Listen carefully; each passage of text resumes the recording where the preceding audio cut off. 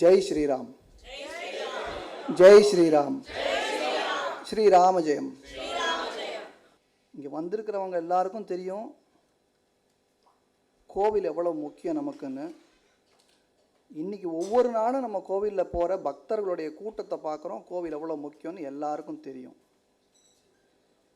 இன்றைக்கி தலைப்பு கோவில் விடுதலை அவசியமா அரசியலா, ரெண்டும்.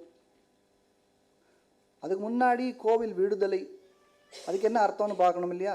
கோவில் எங்கேருந்து விடுதலை?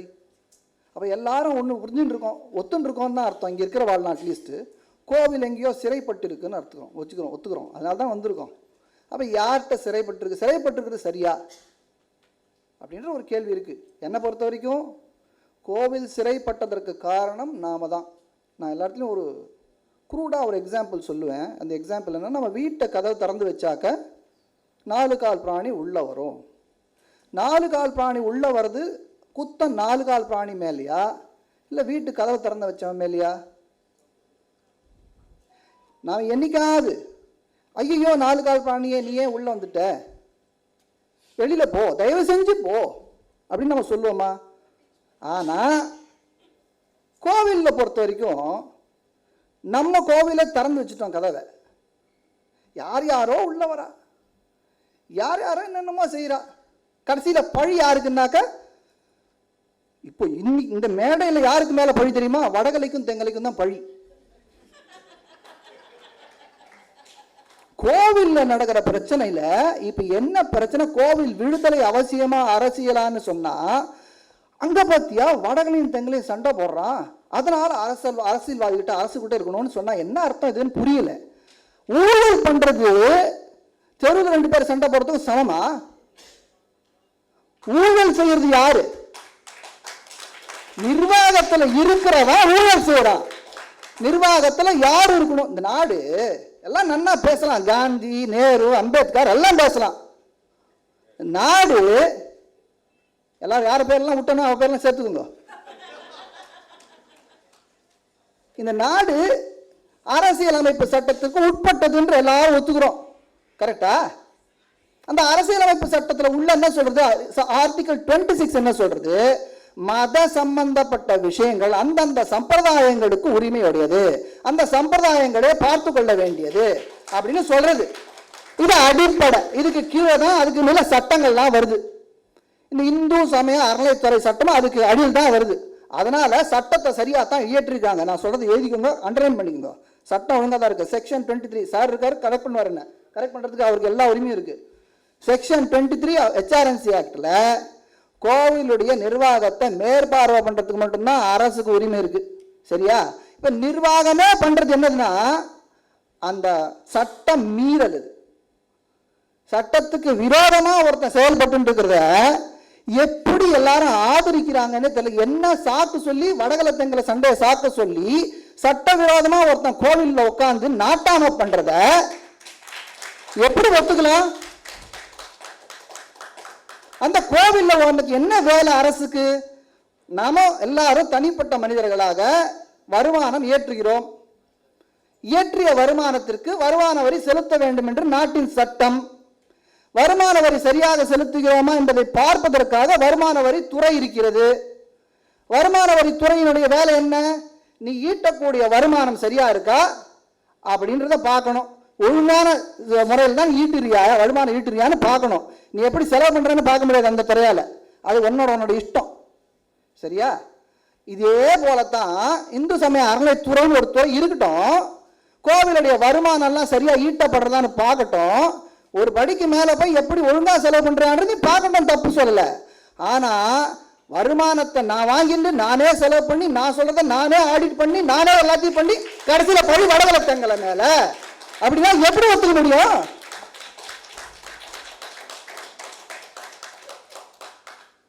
இந்த வருமானத்தை ஒழுங்கா ஈட்டுறார்களான். இப்போ சுமன் சார் சொன்னாரு, அழகா சொன்னார், cure should not be worse than the disease. என்ன கியூர்? எதுக்கு டிசீஸ்? என்ன கியூர் இல்ல? இன்னைக்கு இருக்கிற சட்டத்தை நீங்க ஒழுங்கா இம்ப்ளிமெண்ட் பண்ணாக்க கியூர் இருக்கு. அடுத்து கேட்டாரு, யார்கிட்ட கொடுப்பீங்க? இதே கேள்வி எல்லாரும் சொல்லி எல்லாரையும் குழப்படிச்சிருது. என்ன யார்கிட்ட கொடுக்கணும்? சட்டம் என்ன சொல்றது? அவட்ட கொடு. சட்டம் என்ன சொல்றது? 46 தானே சார்? 46 என்ன சொல்றது? ஒரு கோவிலுக்கும் அறங்காவலர்கள் இருக்கணும்ன்றது. அறங்காவலருக்கு யார் இருக்கணும்னு அதுக்கு குவாலிஃபிகேஷன், டிஸ்குவாலிஃபிகேஷன் எல்லாம் கொடுத்துருக்காங்க. அப்ப அறங்காவலர்களை நியமனம் பண்ணி கோவிலை நிர்வாகம் பண்ண வச்சுட்டு அவங்க நிர்வாகம் ஒழுங்கா பண்றாங்களா, வருமானத்தை ஈட்டுறாங்களான்றது மேற்பார்வை பண்றதை செக்ஷன் 23 படி பார்க்க வேண்டியது இந்து சமயத்தினுடைய கடமை. 99.7% கோவில்களுக்கு, 40,000 கோவில்கள்ல 99.7%க்கு கோவில்ல அறங்காவலர்களே இல்லை. அப்போ காஞ்சிபுரம் வரதராஜ சுவாமி கோவில்ல எடுத்துப்போம், எடுத்துக்கலாம், நான் பேசுறேன் வடகல தெங்கல சண்டைய. அந்த கோவில்ல அறங்காவலர்கள் இருக்காங்களா? எத்தனை வருஷமா இல்ல? அங்க இல்லாம செஞ்சது யாரு? 65 இருந்து இன்னும் வரைக்கும் இல்லைன்னா யார் அதுக்கு காரணம்? அத வேணும்னு அங்க அறங்காவலர் போடாம அந்த ஸ்கீம் படி அங்க ஒரு எக்ஸிகியூட்டிவ் ட்ரஸ்டி இருக்கணும்னு சொன்னா அந்த எக்ஸிகியூட்டிவ் ட்ரஸ்டி யார் போடுறான்? ஈவாத்துக்கு போடுறான். தனக்கு யார் வேணுமோ அவனை கொண்டு போய் அங்க உட்கார வைக்கிறது. அவன் 2 பேருக்குள்ள சண்டையை மூட்டுறது. அந்த சண்டையில இவங்க 2 பேரும் அவன் சொன்னார் பார்த்தீங்களா, கொளுத்தி போடுறதுன்னு. அந்த கொளுத்தி போட்டு அதுல யாரோ 2 பேர் உணர்ச்சி வசப்பட்டு சண்டை போட்டா அதை பெருசா பேசிட்டு 40,000 கோயிலை நீங்க ஆளுமை பண்ணுவீங்கன்னா என்ன அர்த்தம்? சட்டவிரோதமான செயலை ஏன் நியாயப்படுத்துறீங்க? சட்டவிரோதமான செயலை சட்டவிரோதமான செயல்னு சொல்றதுக்கு ஏன் நமக்கு தைரியம் இல்லை? சட்டத்துக்கு உட்பட்டா நாங்க பேசுறதுக்கு என்ன இருக்கு? தைரியம் இருந்தா சட்டத்தை மாத்துங்க, சொல்லுங்க. கோவில்களை நாங்க தான் இனிமே நிர்வகிக்க போறோம்னு சொல்லுங்க. அது உச்ச நீதிமன்றத்தில் போய் நாங்க அதை பார்த்துக்கிறோம், அது சொல்லுமா சொல்லாத அந்த சட்டம்னு 1970 கொண்டு வந்தாரு ஒரு சட்ட திருத்தம். இந்து கோவில் நுழைவு சட்டத்தில் ஒரு திருத்தம் கொண்டாரு 4A. கோவிலுக்குள்ள யார் வேணா உள்ள போலாம், எந்த மதத்தினர் வேணா உள்ள போலாம், எந்த மதத்தினர் வேணா உள்ள போலாம். இதென்ன கோவில் என்ன எக்ஸிபிஷன் ஆளா? யார் வேணா உள்ள போறதுக்கு? மெக்கால போனீங்கன்னா ஊருக்குள்ளேயே விட மாட்டான். நான் முஸ்லிம்ஸ் ஆர் நாட் அலவுட். ஊருக்கு வெளியில போட்டிருக்கான் போர்டு. எனக்கு இங்க காமிக்கிறதுக்கு இல்லை, நீங்க பார்க்கலாம் என்னுடைய வெப்சைட்லாம், என்னுடைய ட்விட்டர்ல பார்க்கலாம், போட்டிருக்கேன். நான் முஸ்லிம்ஸ் ஆர் நாட் அலவுட் அப்படின்னு ஊருக்குள்ளேயே விடல. அதுக்கு ஒருத்தர் பதில் சொல்றாரு, ஏன்னா உலகத்திலேயே கொஞ்சம் பாப்புலேஷன் நாங்க தான், எங்களுக்கு இது ரொம்ப புனிதம். அப்ப எங்களுக்குலாம் உங்களுக்கு வந்தா ரத்தம், எனக்கு வந்தா தக்காளி சட்னியா? என்னுடைய கோவில்ன்றது கோவிலுடைய மதில் சுவர்ல இருந்து ஆரம்பிச்சு கர்ப்ப கிரகம் வரைக்கும், அந்த கோவில் மதில் சுவர்ல இருந்து ஆரம்பிக்கிறது, அங்கிருந்து ஆகமம் உள்ள வருது. ஆகமத்துடைய அடிப்படையில் அந்த கோவில் நடக்கணும்னு இருக்கு. அதுக்கு உள்ளுக்குள்ள கோவிலுக்கு விரோதமான எது வந்தாலும் யார் வந்தாலும் அது தவறு அப்படின்னு சொல்றது ஆகமம். தவறுன்னு சொல்றதுனால எல்லாரையும் வராதுன்னு சொல்ல, தவறுனா பிராயச்சித்தத்தை பண்ணிட்டு நீங்க வேலையை பாருங்கன்னு தான் சொல்றோம். அதுக்காக மாற்று மதத்தினரெல்லாம் உள்ள வரலான்னு ஒரு சட்டத்தை போட்டு அந்த சட்டத்தை நீதிமன்றம் என்ன பண்ணிச்சுன்னா இது அல்ட்ரா வைரஸ், இது அன்கான்ஸ்டிடியூஷனல், சட்டவிரோதம்னு சொல்லி 1974 ரத்து பண்ணுது அந்த 4A. ஆனா இன்னைக்கும் அதே பேசிட்டு இருக்கோம், இன்டைரக்டா இம்ப்ளிமெண்ட் ஆயிடுது. கேட்டா இந்து மதத்தின் மீது நம்பிக்கை இருக்கிறது நான் எழுதி கொடுத்துட்டா போறோம். ஏன் நான் இஸ்லாம் நம்பிக்கை இருக்குதுன்னு சொல்லிட்டு மெக்காவில் விடுவியா? விடுவா? இப்படித்தான் நான் போறேன், அப்படித்தானே வராங்க அவங்க கோவிலுக்குள்ள, இப்படித்தான் நான் போவேன் மெக்கா உள்ள, நான் இப்படி வருவேன், இந்து இஸ்லாமத்தில் நம்பிக்கை இருக்குன்னு எழுதி கொடுத்துறேன், விடுவியா? ஆனா உங்களுடைய மத உடைகள், உங்களுடைய மத புஸ்தகங்கள்லாம் எடுத்துட்டு எங்க கோவிலுக்குள்ள வருவீங்க, நீங்க உட்காந்து நீங்க பிரேயர் பண்ணுவீங்க, நாங்கெல்லாம் உட்காந்து நாங்க போய் அங்க சந்தியாவந்தனம் பண்ணா வெட்டி அடிப்பீங்க. இது யார் பண்றது? கார்த்தால பேசும்போது நீதியரசர் சொன்னார், ஒரு கோவிலில், பெருமாள் கோவில், அந்த கள்ளழகர் கோவிலில் ஜேசி ஆர்டர் போடுறானா. என்ன ஆர்டர்? ராமானுஜன் வேலை பண்ணிட்டு போகணும்னு ஆசைப்படுறானா அந்த இது உற்சவத்தும் போது. ஒன்னு எதுக்கு உட்காந்து வச்சிருக்காங்க கோவில், எதுக்கு உட்காரு? இது யாருக்குமே தெரியல, அதான் ப்ராப்ளம். நம்ம என்ன நினைச்சுட்டு இருக்கோம், அவங்க எல்லாம் உட்காந்து கோவில் நிர்வாகம் பண்ண உட்காராங்க. அவங்க நிர்வாகம் பண்ணல, அவங்க குமாஸ்தா, எக்ஸிக்யூட்டிவ் ஆபீசர் ஒரு குமாஸ்தா. யாருக்கு? அந்த ட்ரஸ்டிக்கு, அறங்காவலர்களுக்கு. அறங்காவலர்கள் தீர்மானம் பண்ணணும். அறங்காவலர்கள் யாரா இருக்கணும்? அந்த சம்பிரதாயத்துக்கு உட்பட்டவராக இருக்கணும். அது எங்க சொல்றது? ஆர்டிகல் 26 சொல்றது. அதனால யாருக்கு கொடுக்கணும், எங்க கொடுக்கணும்னா அந்தந்த சம்பிரதாயத்தினருக்கு கொடுக்கணும். அவர்கள் பார்த்துப்பாங்க. எல்லாரும் அயோக்கியர் கிடையாது. எல்லாரும் எப்படி யோகியர் இல்லைன்னு சொல்றியோ அதே போல எல்லாரும் அயோக்கியரும் இல்லை. அதனால இதெல்லாம் நன்னா இருக்கு, பேசுறதுக்கு நன்னா இருக்கும். இதெல்லாம் இல்லையா? வேற யார்ட்டா கொடுத்த 99 கோவில் நீ 90% கோவில் நீ வச்சுட்டு இருக்க. ஒரே ஒரு % கோவில் உனக்கு வேணுங்கிறவன இதை போட்டிருக்காங்களே. இப்போ மதுரை மீனாட்சி அம்மன் கோயில்ல யாரா போட்டிருக்காங்க? அறங்காவலரா? ஏன் 86 வயசான அந்த அம்மாவை போய் அங்க போட்டா என்ன செய்ய முடியும்? எவ்வளவு பணம் வருது அந்த கோவில்? எவ்வளவு கும்பல் வருது? 24/7 வேலை. அது செய்ய முடியுமா அவர்களால? ஒரு ஒரு இது சாதாரண மனுஷன் கூட தெரியும் யார் நிர்வாகம் பண்ண போறான்னு. சாதாரண மனுஷன் கூட தெரியும். மன்மோகன் சிங் இருந்தா போல யார் நிர்வாகம் பண்ணாலும் அதே போலதான் அதுவும். அதே போல இந்த கோயில் நடக்கும்.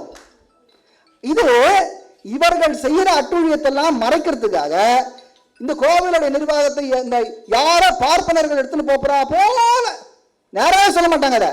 எடுத்துட்டு போறா போல எந்த இடத்துலயும் அப்படி சொல்லுவ. சட்டம் என்ன சொல்றது? ரொம்ப தெளிவா இருக்கு. 5 அறங்காவலர்கள். அந்த 5 அறங்காவலர்கள்ல ஒரு பட்டியலின் தவறு இருக்கணும், ஒரு பெண் இருக்கணும் அப்படின்னு ரொம்ப தெளிவா சொல்றது. ரொம்ப தெளிவா சொல்றது. இதுல என்ன தெரியுதுன்னா ஒவ்வொரு சம்பிரதாயத்திலையும் இதற்கு எல்லாருக்கும் இடம் உண்டு. எல்லாரும் சொல்றாங்க என்னமோ சமூக நீதி சமூக நீதி இன்னைக்கு தான் சொன்னான்னு. மனு தான் முதல்ல சமூக நீதி சொன்னான். ஏன் மனு சொன்னான்னு நான் சொல்றேன், சொல்லிட்டு நான் நிறுத்திக்கிறேன், அப்புறம் பேசுறேன். மனுவுடைய வாக்கு நம்முடைய எல்லா பிரச்சனைக்கும் தீர்வு. எல்லாரும் இப்ப மனு இல்லைன்னு சொல்றா. ஆனா நேற்றுக்கு தான் ராமர் கோயில் கட்டி எல்லாரும் கொண்டாடினோம். யாரு ராமர்? மனுவுடைய பேரங்க, மனுவோட பேரன். அந்த ராமராஜ்யம் தான் நடக்கணும்னு சொல்றோம். ஆனா நடக்கணும்ன்ற நானு. அந்த மனு ராஜ்யம் நடந்தா தான் சரியாகும். எதுக்கு ராமரை சொன்னா, ராமருடைய சரித்திரத்தை நீங்க படிச்சிருந்தீங்கன்னா ஒழுங்கா படிச்சா தெரியும். தேவையில்லாத படிக்காம தேவை இருக்கிறத பாருங்க. 4 பேர் கூட பிறந்தவா. குகனோட செஞ்சு 5 பேர். குகன் யாரு? சுக்ரீவனோட சேர்ந்து 6 பேர். சுக்ரீவன் யாரு? விபீஷணனோட சேர்ந்து 7 பேர்.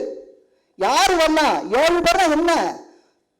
கூட பிறந்த தம்பியை போலே, தசரதனுடைய பிள்ளையை போலே ராமன் எல்லா விதமான அனைவரையும் சேர்த்துக் கொண்டு தன்னுடைய பிள்ளையாக தன் உடம்பிறப்பாக நினைத்துக் கொண்டிருந்தவன் மனுவுடைய பேரனான ராமன்.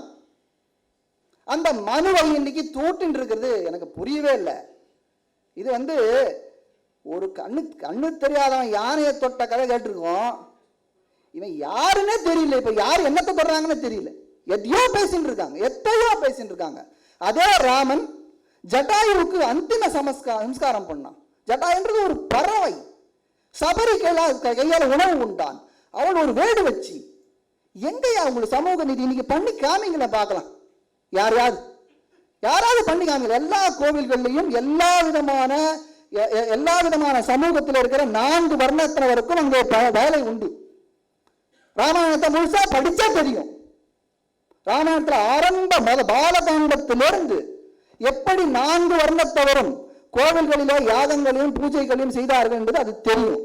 நிறைய பேர் நாம படிக்காம யாரோ நேத்திக்கு பகுத்தறிவு பகலவன் சொல்லிக்கிட்டு அவன் எழுதினதெல்லாம் எழுதி நம்ம படிச்சுட்டு என்னமோ பிராமணர்களுக்கெல்லாம் பகுத்தறிவே இல்லாத போலையும், இந்த சனாதன தர்மிகளுக்கெல்லாம் பகுத்தறிவே இல்லாத போலையும், பகுத்தறிவுன்னா ஒருத்தன் தான் அப்படின்ற போலையும் எப்படி பேசி அப்படியே செட்டப் பண்ணிட்டாங்க. பகுத்தறிவு அப்படி என்று ஒன்று இருந்தால் அது சனாதன தர்மத்தில் மட்டும்தான் இருக்கிறது என்று தவிர சொல்ற. ஏன்னா மனிதன் நாம் என்ன நினைக்கிறோம், பகுத்து எப்படி அறிகிறோம்னா, நான் எனக்கும் உனக்குள்ள பகுத்துக்கிறோம். நான் யார் என்று நான் முதல்ல பகுத்துக்கணும். நான் யார்? நான் ஆத்மா என்று சொல்வது வேதம் ஒன்றுதான். அந்த வேதம் என்பது சனாதன தர்மம். அந்த சனாதன தர்மத்திலே மட்டும்தான் பகுத்தறிவு இருக்கு, சமூக நீதி இருக்கு, எல்லாமே இருக்கு. திருப்பி டாபிக் வந்துடுறேன். டாபிக்ல நான் திருப்பி சொல்றது, ஒரு கோவிலுடைய நிர்வாகம் என்பது அந்த அறங்காவலர்கள் ஆர்டிகல் 26 படி அந்தந்த சம்பிரதாயத்திற்கு சம்பிரதாயம் என்ன புரியலன்னு நான் சொல்லிடுறேன். சைவ சம்பிரதாய கோவில்களிலே சைவர்களை நிர்வாகத்திலே வைக்க வேண்டும். சைவர்களை நான் சொல்றேன் தவிர இன்ன ஜாதின்னு நான் சொல்லல. சைவர்களை. வைஷ்ணவ கோவில்களிலே வைஷ்ணவர்களை, சாக்த கோவில்களிலே சாக்தர்களை, அந்தந்த சம்பிரதாயத்தவர்களை வைக்க வேண்டும். இப்படித்தான் இஸ்லாமியர்களுக்கு இருக்கு, கிறிஸ்துவர்களுக்கு. சுமன் சார் சொன்னாரு, அங்கெல்லாம் ஊழலே இல்லையான்னு சொன்னாரு. இல்லையான்னு கேட்டார், ஊழலே இல்லையான்னு கேட்டார் அவர். அதாவது அங்க ஊழல் இருக்குன்றது அப்படி மாத்தி கேட்டார். அங்க ஊழல் இருக்கு, அதுக்கு எக்ஸாம்பிள் சொன்னார். இப்போ கோவில்கள்ல ஊழல் நடக்கிறதுன்னு சொல்லிட்டு 59 வச்சுக்கிறேன், கடைசியில 59 இன்னி வரைக்கும் நீங்க உட்கார்ந்து என்ன பண்றீங்க, ஊழல் பண்ணிட்டு இருக்கீங்க. இப்ப சாரா சொல்றார் ஊழல் நடக்கிறதுன்னு. அங்க ஒரு இஸ்லாம் ரிலீஜியஸ் இன்ஸ்டிடியூட் என்டோமெண்ட்ஸ் ஆக்ட்னு ஒன்று போடுங்க, கிறிஸ்டியன் ரிலீஜியஸ் இன்ஸ்ட்ருமெண்ட் ஆக்ட்னு போடுங்க, நான் பார்க்குறேன். நாளைக்கு நீங்கள் ஆட்சியில் இருக்க மாட்டீங்க. ஸ்ரீமதே ராமானுஜாயனமஹ.